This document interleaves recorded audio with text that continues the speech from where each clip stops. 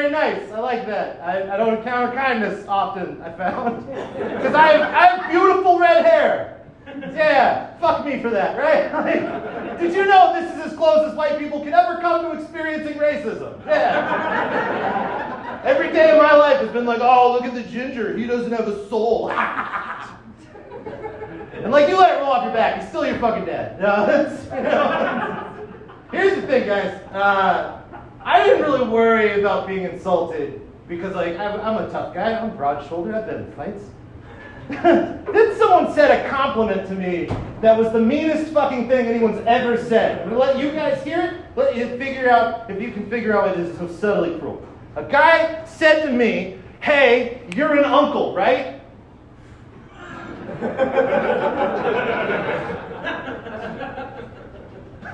Like, fuck you? Like, that was a stranger looking at me and being like, "Yo, you look like your brother fucks."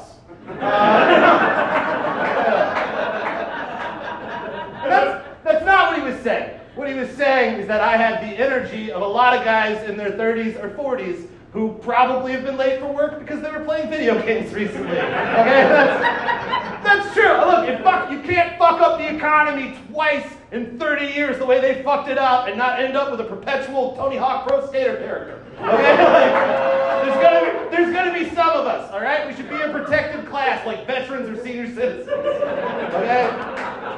I should get half off beer before noon. I don't know what the first line is. I do a lot of uncle shit. I do, okay? I accept that.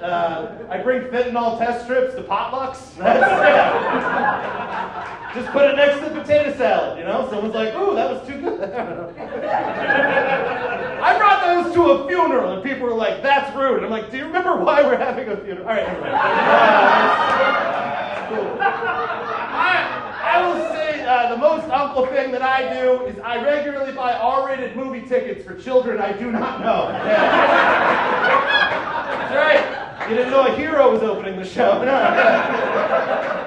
90% of the time, it just leads to a teenager calling me Pops and buying me a soda. Like, it's fine. And that always hurts. Like, thanks, Pops. I'm like, fuck you, kid. One time, it backfired real hard, all right? I was in Denver, Colorado. I was touring with some comedians, and I needed a night off. Because if you think we're fun for an hour, fucking try an 8-hour drive to Tallent. I was like, I needed a night off. So I went, I was standing in line at the movie theater playing Words with Friends, standing in front of two teenagers. And I got up to the kiosk, just not even looking up. I was like, one for Terrifier 2, I want to watch a clown eat some fools, you know? And I heard a voice say, I'm going to need to see some identification. And without even looking up, I was like, no, the fuck you do not. Because I don't know if you can see me, but if I'm a 15-year-old boy, that's a 15-year-old boy who's going to die, you know? Like, you let that kid into whatever movie he wants to see with the time he's got left, you know? And I looked up, and he wasn't talking to me. He was talking to those two teenagers. Without missing a beat, me a hero, you know? I was just like, oh, don't worry about it, they're my kids. And that guy's face let me know I had fucked up. You know? And I was like, what the fuck? And I looked at him, and I was like, oh, those are two Guatemalan teenagers. And then I got a little indignant. I was like, fuck you, racist. You don't know who I could pull. It's 2023. I could be their dad, you know? So I said, I was like, yeah, they're my kids. And the guy said the following words to me. He went, they're your kids. That's a specific tone of voice, you know? They're your kids. That's when I remembered the one time I had looked up from Words with Friends and saw two teenagers furiously making out in line.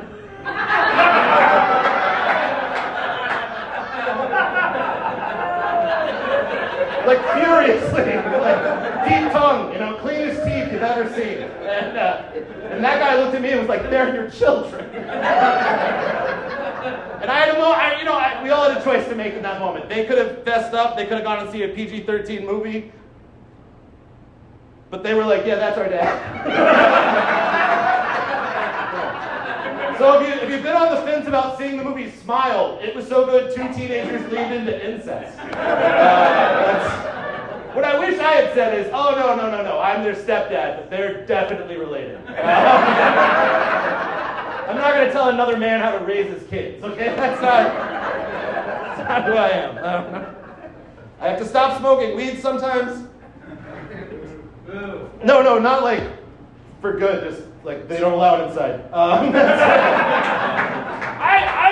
have to cool down on the kind of weed I smoke, because it's the kind, like, people are like, weed will make you psychotic, and people who've never been to California or Colorado are like, that's not true. It is. It's weaponized in certain states. It's real bad. I did weed with a friend the other day. Yeah, did weed. That's narcotics, you know? I did weed with a friend, and he was like, hey, man, if you could go back in time, and I was like, cool, question about dinosaurs or something, right? The guy was like, if you go back in time, would you kill baby Hitler?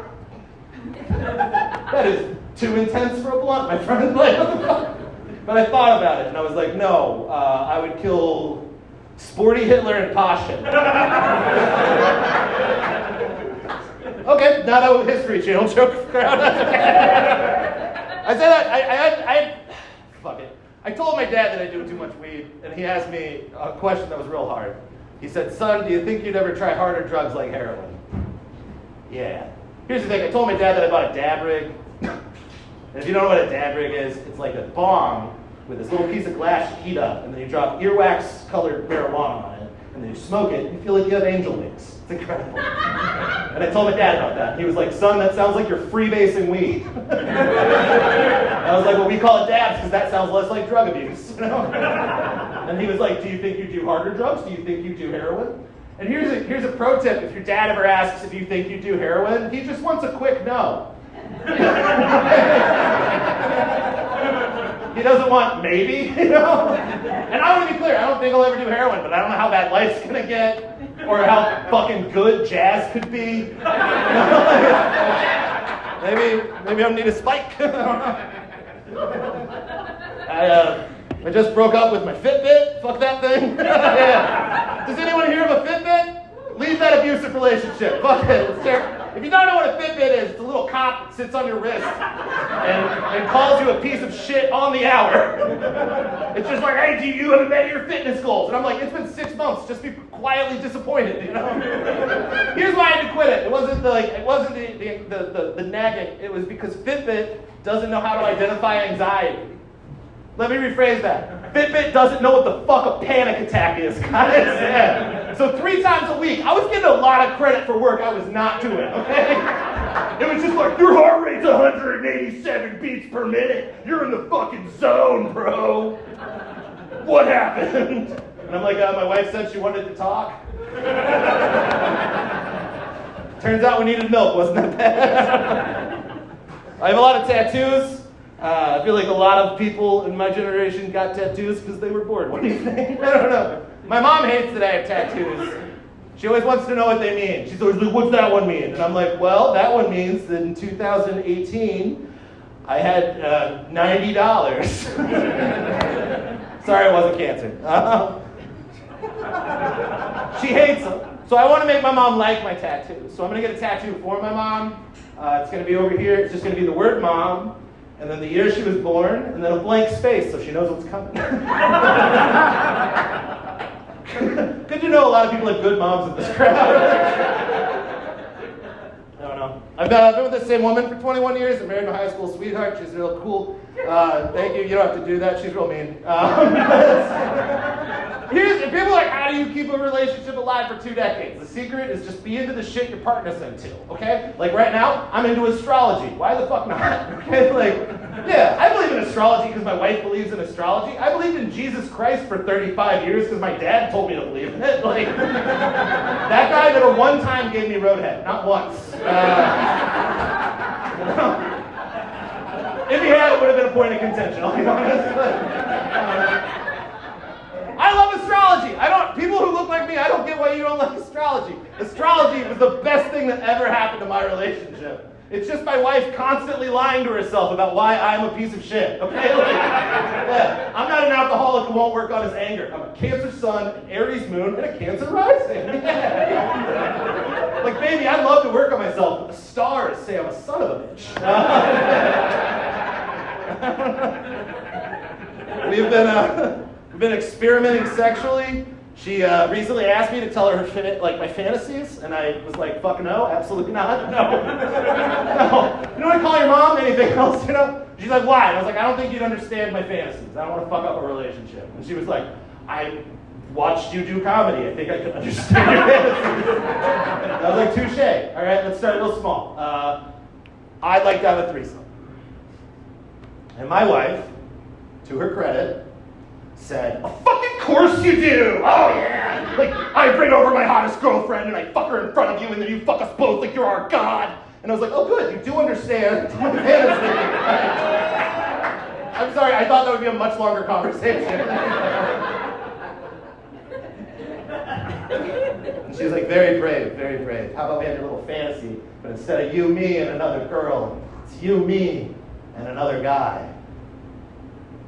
And I was like, touche, I had not thought of that. What about Scott?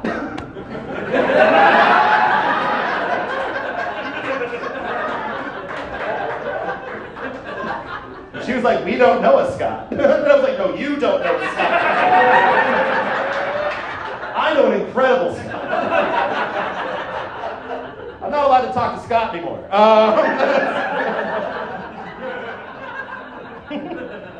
Valentine's Day this year, she gave me the worst gift I've ever gotten. It's very romantic. She meant well.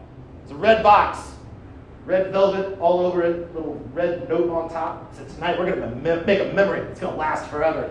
And I was like, sex tape. I can do this. Fuck yeah. You know? I opened it up, and inside is a kit to make a dildo. Out of my dick. Yeah. Has anyone else ever gotten the most pressure they've ever been under for Valentine's Day? I was like, this is rude. You know? She's like, no, it's not. I was like, we've already done shots, you know? Like, she's like, baby, it'll be fun. I was like, explain it to me. She's like, we mix this stuff up, we pour it in the mold. You get hard, you stick your dick in. 5 minutes later, you pull it out, you pour this other stuff in. 30 minutes later, we get a little copy of you to play with. And I was like, all right, cool. I'm all for trying new shit in bed. Question, why are we starting with me staying hard for 5 consistent minutes? Seems rude, you know? Also, you didn't give me enough details. How much mix do we get? Do we get one shot at this? I'm building a goddamn legacy, okay? Like, what if it goes wrong? We just put it on the mantle like a sad thumbs up, you know? Oh, that's a monument to him doing his best. You know? Fuck that, no. And then she threw me for a real loop. She said, but baby, what if you die? Yeah, I was like, this is brave of you, go on, okay? She's like, well, if you die, don't you want me to have something to remember you by? I was like, we've been together since high school. I've written you hundreds of poems, you know? You don't get my ghost dick, okay? Like, more importantly, I don't want an accurate representation of my manhood floating around the house when you get remarried, okay? Like, no, you're gonna do what every good widow has done for hundreds and thousands of years. You're gonna lie about how big my dick was to your new husband, okay? Yeah, I wanna haunt him, not you, okay? Worst part is if we get divorced, you know, like, there's a lot of guys who are like, I lost my dick and balls in that divorce. I could literally lose my dick and balls in that divorce. I have to stand in front of a magistrate and argue for custody of my own dick. That would absolutely terrible. I'd be like, Your Honor, that is literally mine, you know? I'd be like, well, prove it. I'd be like, I didn't realize there'd be so many people at court today. If I'm honest, I took a pill that night. Yeah. I don't know. There's a lot of sex stuff in my act. I think it's because I'm a pervert. That's fine. I'm not like a gross pervert, but everyone's a pervert about something. Like for me, it's high-waisted jeans. Yeah, fuck you if it's not your thing. If you're not turned on by high-waisted jeans, it's because you've never thought about sliding your hand down 75 inches of back. It's real hot. I think I have conservative fantasies because I grew up Baptist, okay? I grew up in Chattanooga, Tennessee in the 90s, and that is not a place where you discover sexuality, okay? Here's the thing also, I want to be very clear. I'm 39, I'm embracing that being a little old now, okay? But like, if you exist in this room right now and you have taste in porn, I want you to know that's new. Like having taste in porn. In the 90s, if you liked porn, you basically were like, I'm into the kind with 2 people or 3 people. That's all you had, okay? There weren't a lot of options. But in Chattanooga, where I grew up, when you were a kid, there wasn't like streaming or DVDs and that shit. You basically had 2 options. You either found like a box of Playboys in the woods that some pervert had left, like a hopeful Johnny Appleseed. And I was just like, these boys are like blondes. Or your friend's stepdad had a VHS collection and you just hoped he didn't have a fetish that was going to haunt you forever. I didn't even have that. What I had at the age of 13 in Chattanooga, Tennessee, were 25 carefully selected Harlequin romance novels. You know those books with Fabio looking lusty on the cover? Yeah, I knew those like the front and back of my hand. Okay, I watched. That was all I had was romance novels for a long time. And then one day, my parents figured out what was going on. I think it was because I was stealing all the scented candles and taking 3-hour-long baths. One day, my dad came into my room. He scooped up all my paperbacks, barehanded. I thought that was brave. And he was like, "Here." It was like my girlfriend. No. So I had to find a new plug. I had to find a hookup, and I found a thing called literotica.com. Does anybody? Hell yeah. Okay, that's a review. Okay. How many times have you been in a comedy show where someone mentioned porn and you heard someone go, "Fuck yeah, that's my truth." Okay, that's literotica. And it's done it for millions of people. It's an amazing site. They have millions of porn stories. No matter what you are turned on by, they got you covered. Okay? You're hot for teacher? They got you. You want to fuck a dragon? They have books for some reason. Okay? and at the age of 13, what I did was print off hundreds and hundreds of pages of pornographic stories in the computer in the family den. Okay? I just sat next to my mom while she watched Law and Order. It was like, print. She was like, "You're taking your homework so seriously." I was like, "Yeah, I'm really pounding it out." And then I would go upstairs and masturbate on expert mode, which is doing it while holding 300 sheets of printer paper. That's passion right there. And then one day, I dropped my pages. I'm circumcised now. It's gross. And I decided I was going to practice safe sex. So what I did is I walked to Walgreens. I bought a 3-hole punch. I bought a Lisa Frank binder with a dolphin on the front of it. And then I bought some tabs, because when I'm getting going, I want to know where I'm going, okay? And I made this like binder of porn, and it was my girlfriend for 6 months. And then one day I came home from school, and my mom was sitting on my bed, holding my binder of porn. And there are people who will lie to you in this life and say that the worst thing that could ever happen to you is your mom walking in on you jerking off. That's not true. No. The worst thing is your mom finding a phone book of everything you ever jerked off to. Okay?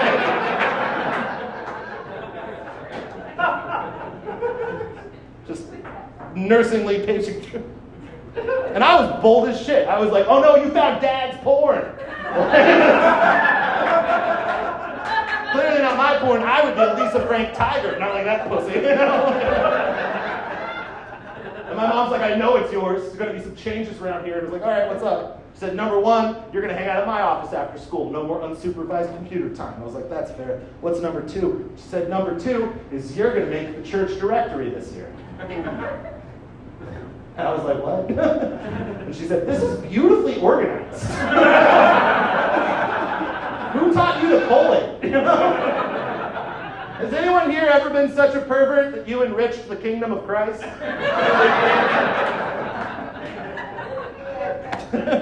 I don't know. Here's the thing. I do believe that affected me in a positive way. I've always been more interested in romance, always been more interested in sensuality than I was just getting to the fucking. Okay, I think that's useful. Came in very useful during the pandemic because I got a job as a sex worker. Yeah, it was fun. I ran an OnlyFans for a little bit. And if you're thinking, gross, I get it. I'll just tell you in advance, it wasn't mine. My best friend is a porn star. She specializes in what's known as MILF porn.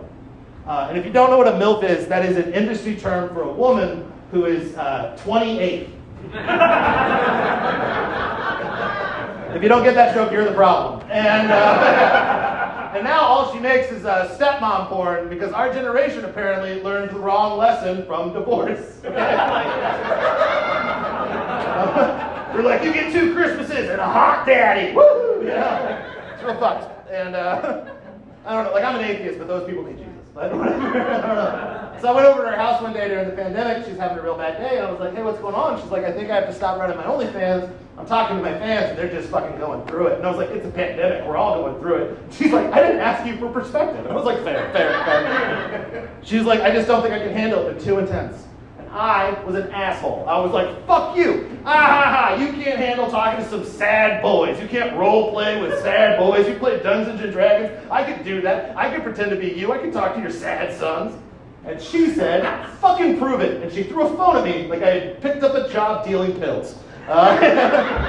She's like, here you go. The text come right here, baby. Just pretend you're me. If you need to show them my boobs, there's the pictures of my boobs are on the phone. You get paid per text. Let's see how you do. I lasted 6.5 weeks as a stepmom porn star. And here's the thing, guys. I was fucking great at my job. The first month, I made twice as much as she did. She was pissed. She was like, what are you doing differently? I'll tell you what I did differently. I gave those boys the one thing they had never had. I gave them a good mom. Day one, a kid hit me up and was like, sup, mommy, show me them tits. And I was like, this is the first time we've interacted. I can't believe you would talk to a woman this way. I bet your life is in shambles. And he said, I don't know what's going on, but please continue. And I said, if you want to talk to me that way, you'll show me a made bed. You can't, because your bed's dirty. Your bed's not made. Show me your bed right now. And he said, I don't want to. And I said, then send me $100. And he said, I'll show you my bed. And it was unmade. Little bitch. I said, show me a made bed and send me $100. And he said, I don't know what's going on, but thank you. I'll do that. I'll be right back. Has anyone ever found their calling? Just me? Day 2, guy hit me out, was like, shut up, mom, you spread them cheeks for me. And I was like, spread open those sales books. Let's see how you're doing at work before you get to look at this bottle. And he said, I don't want to do that. And I said, why? And he said, because things aren't going well at work right now. How did you know? And I said, a mother always knows. Send me $50. Let's talk about it. Guys, over the course of 6.5 weeks, what I did was raise up a generation of men, okay?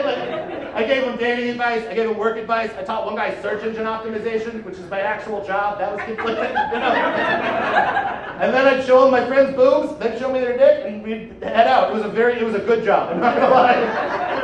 I had to quit, though, and here's why. It was a question I did not know that men were asking, because I've been with the same woman for 21 years. If you're a person who likes dick in this room, has someone with a dick ever asked you, is this the biggest dick you've ever seen? That's a yes. I didn't know men were asking that question, okay? I didn't know men were asking a question designed to hurt their own feelings. Okay? My wife is HBO. This isn't the biggest one she's ever seen, you know? And every day they'd be like, this is the biggest dick you've ever seen. And I want to be like, bigger than mine. They didn't want to hear that.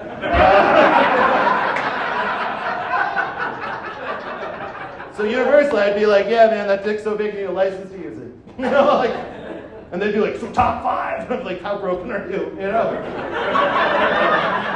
And then one day, a guy said, so top 3? And I was like, oh no, I'm in a baby arms race, I'll never win. Fuck.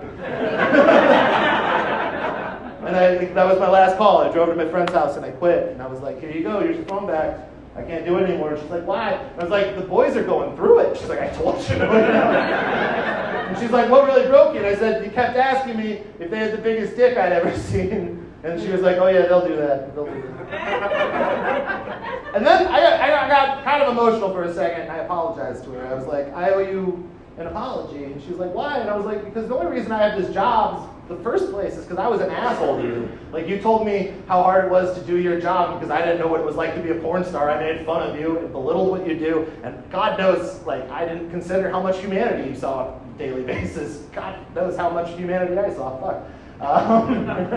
I'm sorry. I owe you an apology. And my friend, in the sweetest voice I've ever heard, looked at me and said, honey, don't worry about it. For being honest, you're not the first person to ever help me. but I want you to know, as far as I'm concerned, you were one of the best. And I was like top 5? She told me to get the fuck out of her house. My name is Tallent.